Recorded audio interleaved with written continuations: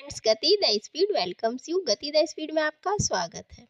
तो फ्रेंड्स, हम देख रहे थे मौलिक अधिकार। हमने उनको कुछ को देख लिया था, कुछ रह गया था। तो आगे का हम इस वीडियो में देखेंगे। और जो उपचार है भाई, अगर आप किसी के भी व्यक्ति कोई भी व्यक्ति हो, किसी का भी अधिकारों का हनन होगा, ब्रीच ऑफ राइट्स होगा, तो डेफिनेटली आप कोर्ट जाएंगे। यानी आपको उपचार चाहिए। आपको क्या चाहिए कि हमें राहत चाहिए। तो राहत के लिए जो सुप्रीम कोर्ट या हाई कोर्ट के द्वारा जो रिट जारी की जाती है, उनके बारे में हम थोड़ा विस्तार से पढ़ेंगे, क्योंकि ये एक प्रश्न अगर आप मेंस राइटिंग करते हैं तो उसमें बन जाता है।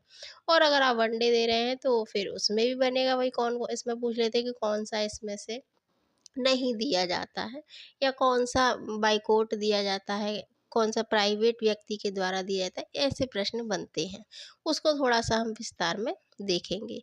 तो भाई स्टार्ट करते हैं हमारे फंडामेंटल राइट। अनुच्छेद 29 और 30 ये किस चीज की बात करते हैं? ये बात करते हैं संस्कृति व शिक्षा संबंधी अधिकार की बात ये करते हैं। तो अनुच्छेद 29 में अल्पसंख्यक वर्गों के हितों का संरक्षण किया गया है, उसकी ये बात की गई है। ठीक है। और देखिए, ये जो है 29-30 थोड़ा कम पूछा जाता है। हाँ, जो आपके धर्म से संबंधित है ना, वो अधिकार ज़्यादा पूछे जाते हैं। 25 से जो 28 है वो ज़्यादा पूछे जाते हैं। अनुच्छेद 21 वो तो फेवरेट है, वो तो भी पूछेंगे ही, क्योंकि वो टाइम टू टाइम वो बढ़ता ही जा रहा है उसमें, और राइट आपके आते ही जा रहे हैं। फिर बचा आपका जो 19 है वो पूछ लिया था। तो इनका आप काफ़ी विस्तार में अच्छे से अध्ययन कीजिए। बाकी जो है, बाकी का आपको पता होना चाहिए किसमें क्या बात की गई है, क्या उसमें अपवाद है, ये देख लीजिएगा। तो अल्पसंख्यक वर्ग के हितों का संरक्षण की बात हमारा जो अनुच्छेद 29 है वो करता है। नेक्स्ट है 30। 30 क्या कहता है? 30 कहता है जो शिक्षा संस्थान है उनकी स्थापना और उनका जो प्रशासन है, उस प्रशासन करने का जो अल्पसंख्यक वर्गों का अधिकार, इसकी बात इसमें की गई है। तो एक जो अनुच्छेद था वो रिमूव किया गया था, वो हटा दिया गया था। वो कौन सा था? संपत्ति का अधिकार। अब कहाँ है वो? अनुच्छेद 300 ए में है। ठीक है। अब भाई 31 गायब है, 31 हट गया है, तो बचा आपका 32, अनुच्छेद 32। और it is very very very important. क्यों? क्योंकि ये संवैधानिक उपचारों की बात करता है। जब आपके अधिकार हैं तो जाहिर है आपके कर्तव्य भी होंगे ना। जहाँ पर आपके राइट्स हैं तो ड्यूटीज़ भी होंगी। और हम लोग क्या करते हैं कि हमको अपने राइट्स का ज़्यादा पता है, ड्यूटीज़ का नहीं। क्यों? हम क्यों करेंगे? इसीलिए क्या है, आपके जो वो दिए हैं कर्तव्य, उनका अलग वर्णन किया गया है। मौलिक कर्तव्य हैं आपके, मौलिक अधिकार हैं, तो आदमी कर्तव्यों को भूल जाता है। ठीक है। तो अनुच्छेद 32 इसमें ये बात की गई है संवैधानिक उपचार का अधिकार। और एक सेंटेंस दे देते हैं, एक वक्तव्य दे देते हैं, एक वाक्य दे देते हैं कि भाई ये किस व्यक्ति के द्वारा कहा गया है। तो ये जो आपका वाक्य है, उनके जो हमारे बाबा अम्बेडकर हैं, उन्होंने इसको महत्वपूर्ण अंग माना है। उनके अनुसार यह संविधान का हृदय एवं आत्मा है, हार्ट एंड सोल उन्होंने कहा है। और ये प्रश्न आपसे पूछा जाता है, बहुत पूछा जाता है कि किस अनुच्छेद को, 2-3 प्रश्न बन जाते, किस अनुच्छेद को संविधान का हृदय एवं आत्मा कहा गया है।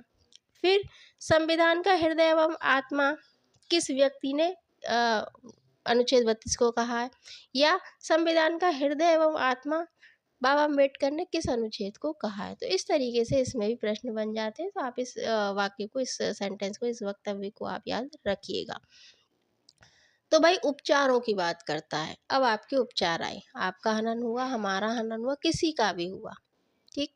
वो गया सुप्रीम कोर्ट या हाई कोर्ट। हाई कोर्ट में आप दोनों राइट्स के लिए जा सकते हैं। मान लीजिए आपके फंडामेंटल राइट है, या आप किसी और अधिकार का आपका हनन हुआ है, तो दोनों के लिए जा सकते हो। लेकिन अनुच्छेद जो 32 कहता है, वो कहता है भैया केवल केवल केवल मौलिक अधिकार के लिए आप यहाँ आ सकते हैं, अन्यथा नहीं। बाकी आप लोअर कोर्ट जाइए, फिर अपर इस तरीके से। तो कौन कौन से वो उपचार आपको दिए जाते हैं जब आपके अधिकारों का हनन होता है? तो 5 तरीके की आपकी रिट है। वो कौन सी है? बंदी प्रत्यक्षीकरण यानी हैबियस कॉर्पस, उत्प्रेक्षण सरसराई और प्रतिषेध प्रोहिबिशन, परमादेश मैंडमस, और अधिकार प्रक्षा यानी क्यों वारंटो। आपसे पूछा जाएगा भैया क्या आपको अधिकार है? आप कैसे कह रहे हैं ये?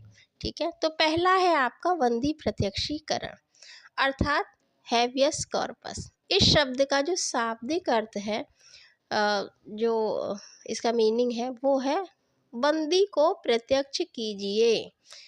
बंदी है, कोई व्यक्ति को बंद कर लिया गया है, उस व्यक्ति के द्वारा वो नहीं जा सकता है। कोई भी थर्ड पर्सन, कोई भी हो, चाहे उसका कोई रिलेटिव है, कोई दोस्त है, या कोई थर्ड पर्सन है जो नहीं जानता है। मान लीजिए, इसको हम एक एग्जाम्पल से समझ सकते हैं कि मान लीजिए हमने किसी व्यक्ति को एक कमरे में बंद कर दिया, एकांत में या कहीं भी, और उसको हम जाने नहीं दे रहे, तो क्या हुआ, हमने उसको क्या कर लिया, बंद कर लिया। अब वो तो नहीं जा सकता, ना किसी को पता है। अब आपके गली मोहल्ले कोई भी किसी व्यक्ति ने देखा तो वो डायरेक्ट सुप्रीम कोर्ट में एक लेटर लिख सकता है। लेटर को भी क्या मान लिया गया, रिट मांग लिया गया, और उसको भी याचिका मान के हमारे जो सुप्रीम कोर्ट ने स्वीकार किया गया है। इसमें भी कई वो हैं आपके केसेस हैं, वो आप देख लीजिएगा। तो इसमें क्या है, बंदी को प्रत्यक्ष करने की बात कोर्ट कहता है कि लाइए उस व्यक्ति को, यानी इस शब्द का जो शरीर को सामने प्रस्तुत करना।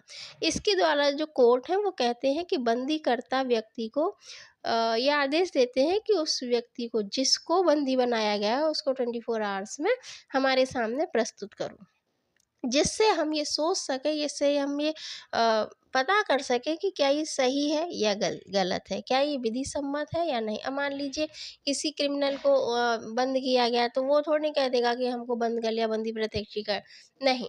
उसको देखा जाएगा, भाई आपने कानून का उल्लंघन किया है तो ठीक है। कोई भी साधारण व्यक्ति है, कोई भी व्यक्ति अगर फालतू में उसको बंद किया गया तो उसके लिए फिर कोर्ट एक्शन लेता है। तो इसमें वो क्या कहता है कि वो देखेगा कि भाई ये विधिक है या नैतिक, मतलब विधिक नहीं है। विधिक नहीं है तो वो उसको छोड़ने को कहेगा। इस प्रकार यह जो रिट है वो मनमाने ढंग से हिरासत में जो व्यक्ति को लिया जाता है उसके विरुद्ध उसकी व्यक्तिगत स्वतंत्रता की बात करता है, उसकी रक्षा करता है। यह जो रिट है वो दोनों मामले में, प्राइवेट और सार्वजनिक, यानी सार्वजनिक और निजी व्यक्ति दोनों के विरुद्ध जारी की जा सकती है। एक व्यक्ति जो किसी भी पद पर बैठा है, लीगली है, वो अगर किसी को बंद कर रही है, भाई गलत बंद कर रही है, उसके खिलाफ, या कोई प्राइवेट नॉर्मल व्यक्ति भी किसी व्यक्ति को बंद, किसी लड़की को, किसी लड़के को, किसी बच्चे को, किसी को भी बंद किया, तो दोनों के खिलाफ ये जारी की जा सकती है। ठीक है। अब ये किसके खिलाफ नहीं जारी होती है, देखिए, जहाँ उसकी हिरासत वैध है, यानी अपराधी है अगर वो हिरासत में, तो ठीक है भाई, कोई गलत नहीं है। कार्यवाही किसी कोर्ट के द्वारा किसी विधायिका या न्यायालय की अवमानना के लिए कंटेम्प्ट ऑफ कोर्ट है, तो उसके लिए ठीक है, उसको बंदी किया गया है, उसको सजा दी गई है, वो भी ठीक है। हिरासत में जो लिया गया है वो एक सक्षम न्यायालय यानी न्यायालय है, उसने करा है, तो भी ठीक है। और हिरासत न्यायालय के क्षेत्राधिकार से बाहर है, ठीक है। ये इनके खिलाफ सही बात है कि नहीं, अदरवाइज वो कोर्ट उनको छोड़ने का आदेश देगा। नेक्स्ट है परमादेश यानी परम आदेश, मैंडमस। इसका जो शब्द का शाब्दिक अर्थ हम देखेंगे तो ये कोर्ट कहता है कि हम आपको आदेश देते हैं। अब आदेश तो दे रहे हो भाई, किसको दे रहे हो, वो एक सार्वजनिक व्यक्ति को, उस व्यक्ति को जो एक पद पर बैठा है, प्राइवेट व्यक्ति को नहीं, पद पर जो बैठा है उसको, कि तुम वो काम करो जिसके लिए तुमको भाई साहब बैठाया गया है, या तुम वो काम जो करो जो तुम्हें नहीं करना चाहिए। तो इसके लिए ये कोर्ट आदेश देता है। देख लीजिए, यह न्यायालय द्वारा किसी सार्वजनिक अधिकारी को जारी किया गया है आदेश होता है, जिसमें उसे अपने आधिकारिक कर्तव्यों का पालन करने के लिए कहा जाता है कि वो उन्हें पूरा करे, जिन्हें वो पूरा नहीं कर रहा है, या वो विफल है उनको करने में, या वो इनकार कर रहा है। यह किसी सार्वजनिक अधिकारी, सार्वजनिक निकाय, निगम, अवर न्यायालय, न्यायाधिकरण या सरकार के समान उद्देश्य के लिए जारी किया जा सकता है। अब किसके लिए नहीं जारी किया जाए, प्राइवेट व्यक्ति के लिए नहीं जारी होगा, किसी निजी व्यक्ति निकाय के खिलाफ नहीं जारी की जा सकती, विभागीय निर्देश को लागू करने के लिए जिसमें वैधानिक शक्ति निहित नहीं है, जब कर्तव्य विवेकाधीन, मतलब उस व्यक्ति को ठीक है, उसका विवेक है कि वो करे ना करे, उसके उस पर छोड़ दिया गया, तो ये नहीं की जाएगी। और किसी जो संविदात्मक दायित्व को लागू करने के लिए, अगला जैसा हमेशा एक्सेप्शंस होते हैं, जैसे भारत के राष्ट्रपति, राज्य के जो राज्यपाल हैं, हाई कोर्ट के मुख्य न्यायाधीश, इनके खिलाफ ये जारी नहीं किया जा सकता है। कौन? परमादेश। कुल मिलाकर ये प्राइवेट व्यक्ति के लिए जारी नहीं होगा, ये सरकारी जो भी पद पर बैठे हैं उनके खिलाफ ये जारी किया जाता है। प्रतिषेध, प्रोहिबिशन, इस शब्द का जो शाब्दिक अर्थ है ना, प्रतिषेध यानी रोक, कहते हैं सिगरेट प्रतिषेध, रोक, मतलब नहीं पीजिए। तो निषेध करना, शाब्दिक जो अर्थ है वो निषेध करना, रोकना। यह हाई कोर्ट द्वारा जो लोअर कोर्ट्स हैं, जो न्यायाधिकरण है, उनके अधिकार क्षेत्र का अतिक्रमण करने या उसके अधिकार क्षेत्र का अतिक्रमण मतलब ब्रीच करने से रोकने के लिए जारी किया जाता है। कुल मिलाकर ये हाई कोर्ट के द्वारा जो लोअर कोर्ट है उनके खिलाफ ये जारी किया जाता है कि उन्होंने अपने अधिकार क्षेत्र से परे जाकर काम किया है। इस प्रकार जो परमादेश रिट कार्य करने का निर्देश था, वहीं जो निषेधाज्ञा, देखिए परमादेश क्या कहता है कि ये काम, ये निषेधाज्ञा मतलब ये नेगेटिव, यानी रिट निष्क्रियता का निर्देश करता है परमादेश कि भाई ये आपको करना है। यह रिट केवल न्यायिक और अर्ध न्यायिक यानी जुडिशियल और नॉन जुडिशियल क्वासी, जिसको कहते हैं क्वासी यानी अर्ध न्यायिक, उनके खिलाफ ये जारी किया जाता है। इसे प्रशासनिक प्राधिकरण, विधायी निकाय या निजी संस्थाओं के खिलाफ जारी नहीं किया जा सकता। ठीक है, अभी आपने जो पहले वाला देखा वो भी सार्वजनिक था और ये भी प्राइवेट के खिलाफ नहीं जारी होता। उत्प्रेक्षण, उत्प्रेक्षण अर्थात इस जो शब्द का जो अर्थ है वो है प्रमाणित होना या सूचित किया जाना, कि कोर्ट कहता है हमको बताओ, हमको बताओ तुम क्या क्या कर रहे हो उल्टा सीधा, तो हमको बताइए। यह हाई कोर्ट द्वारा निचली अदालत या न्यायाधिकरण यानी जो लोअर कोर्ट्स हैं उनके खिलाफ को या तो उसके पास जो जितनी भी पेंडिंग में किसी मामले को अपने पास स्थानांतरण करने या किसी मामले में उसके आदेश को रद्द करने के लिए जारी किया जाता है। देखिए जो कोर्ट है हाई कोर्ट, वो कहता है जो लोअर कोर्ट है कि ये जो केस है ये हमारे पास भेजो, या तुमने जो किसी मामले का जो आदेश दिया है उसको रद्द कर देता है कि उसको ये अधिकार नहीं था, उन्होंने गलत कर दिया है, इसलिए ये जारी किया जाता है। तो ये न्यायिक है, कोर्ट के खिलाफ जारी हो सकता है। यह रिट अधिकार क्षेत्र से अधिक या अधिकार क्षेत्र की कमी, यानी अगर आपने ऊपर जाकर निर्णय दिया जिसका आपको अधिकार नहीं है और ये अपने अधिकार का आपने सही से इस्तेमाल नहीं किया, तो ये कहता है हमारे पास दे दो, हम कर देंगे। इस प्रकार प्रतिषेध रिट केवल निवारक है, जबकि उत्प्रेषण रिट निवारक और उपचारात्मक दोनों है। ठीक है, जो आपने प्रतिषेध अभी देखा वो निवारक है और ये उपचारात्मक और निवारक दोनों है। ठीक है, यह अर्धन्यायिक और न्यायिक के साथ, देखो अभी पीछे आपने देखा वो और दोनों के न्यायिक और अर्धन्यायिक यानी आधा जो आधा न्यायिक और वैसा अर्ध दोनों का समावेश होता है इसमें, और पूरा न्यायिक, ये दोनों के साथ ही प्रशासनिक प्राधिकरणों के खिलाफ भी जारी कर सकते हैं उत्प्रेषण, लेकिन विधायी निकायों, निजी व्यक्तियों या निकाय के खिलाफ नहीं जारी होगा। निजी व्यक्ति वाला जो आप देख रहे हो बंदी प्रत्यक्षीकरण, वो कोई भी हो, किसी व्यक्ति को आप बंद करेंगे, चाहे वो घर में मान लीजिए, जैसे इस तरीके होता है ना, कोई कोई लड़की है उसके माता पिता उसको बंद गया, उसका पति उसको नहीं जाने दे रहे, उसके ससुराल वाले, और कोई थर्ड पर्सन कोई पड़ोसी देख लेता है उसको परेशान कर रहे हैं, वो घर वाले जैसे डर रहे हैं या नहीं पता है, तो कोई थर्ड पर्सन भी अगर ये केस डाल देता है या एक याचिका डाल देता है तो उसको एक्सेप्ट कोर्ट के द्वारा किया गया है, किया जाता है। नेक्स्ट है अधिकार परीक्षा क्वे वारंटो, यानी हमको बताओ तुमको ये अधिकार किसने दिया, किस प्रकार आपको आप ये काम कर रहे हैं, हमें ये बताइए। तो इसका जो अर्थ है वो है किस प्राधिकरण या वारंट द्वारा, यानी क्या अधिकार है आपको इस पद पर रहने का, ये पूछा जाता है किसके द्वारा, हमारे द्वारा तो नहीं पूछा जाएगा भाई, कोर्ट के द्वारा ही पूछा जाएगा, हाई कोर्ट या सुप्रीम कोर्ट। यह किसी व्यक्ति द्वारा किसी सार्वजनिक पद, शब्दों पे ध्यान दीजिएगा, सार्वजनिक पद यानी सरकारी पद पर आप बैठे हो, उसके दावे की वैधता की जांच हेतु ये जारी किया जाता है। मान लो ना गलत तरीके से आप न्यूज़ देखते हैं, अरे उन्होंने 3 साल सर्विस कर ली गलत कागजों पे, इस तरीके से आप तो देखते ही हैं सब फ्रॉड हो चलता है, तो उसमें वो पूछ लेता है कि आप किस अधिकार से यहाँ पर हैं।